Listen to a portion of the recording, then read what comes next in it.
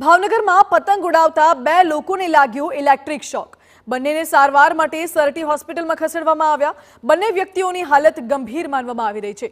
શહેરના ચિત્રા વિસ્તારમાં Christ school પાસે આ બનાવ બન્યો છે। ગંજીવાડા મનહર સોસાયટીમાં રહેતા 35 વર્ષીય યુવકનું મૃત્યુ થયું છે। યુવાનનું મોત થતા પરિવારમાં શોકનો માહોલ છવાઈ ગયો છે। મહત્વની વાત છે કે શોક લાગતા મોત થયાની જાણકારી છે। અને આ સિવાય રાજકોટથી પણ મોટા સમાચાર છે। રાજકોટથી સમાચાર એ પણ છે કે ધાબા પરથી નીચે પડતા યુવકનું મોત થયું છે। વધુ જાણકારી સાથે જોડાઈ ગયા છે સંવાદદાતા મોહિત ભટ્ટ। મોહિત, શું છે વિગતો? માનસી, રાજકોટમાં અત્યારે પતંગ રસિકો છે તે ધાબા પર પતંગ ઉડાવી રહ્યા છે। જો કે આ જે પતંગ રસિકોની મોત છે તે કેટલાક લોકો માટે સજા પણ બની રહી છે।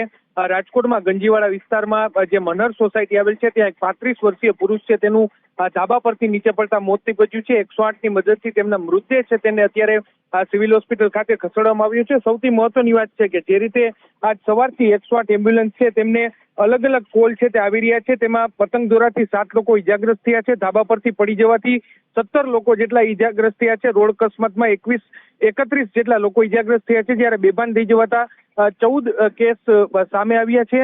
હાલમાં 108 દ્વારા આ પ્રકારના કેસ છે તેને જલ્દીમાં જલ્દી સારવાર મળે તે માટેની કામગીરી છે તે કરવામાં આવી રહી છે। જો કે 35 વર્ષીય પુરુષનું મોત થતા જરૂરથી એક પરિવાર છે તેમાં માતમ છવાઈ ગયો છે। જી મોહિત, આભાર આપનો। એટલે ધાબા પરથી પડી જવાથી એક યુવકનું મૃત્યુ થયું છે। પતંગ ચગાવતા સમયે આ યુવક ધાબા પરથી પડી ગયો। ગંજીવાડાની મનહર સોસાયટીમાં રહેતા 35 વર્ષીય યુવકનું મૃત્યુ થયું છે। યુવાનનું મોત થતાં પરિવારમાં શોકનો માહોલ છવાઈ ગયો છે।